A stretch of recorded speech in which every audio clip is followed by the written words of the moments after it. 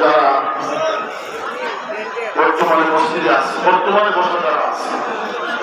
আপনার থেকে নিজের দিকে খেয়াল করবেন, দেখবেন কেউ পুরো অসুস্থ, কোনো সমস্যা নেই, কেউ আংশিকভাবে অসুস্থ, কেউ পুরো অসুস্থ, কেউ পুরো সুস্থ। এমন মানুষ পাওয়া যাবে মোটামুটি বয়স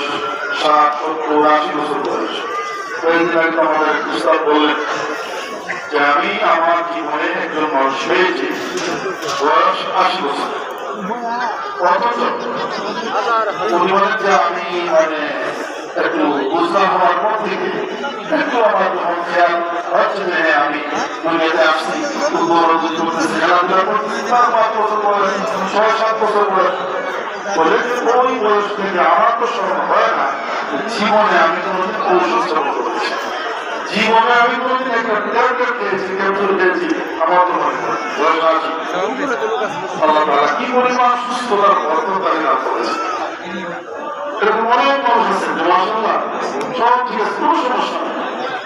দেখা গেল যে সুস্থতার মাঝে আল্লাহ তাআলা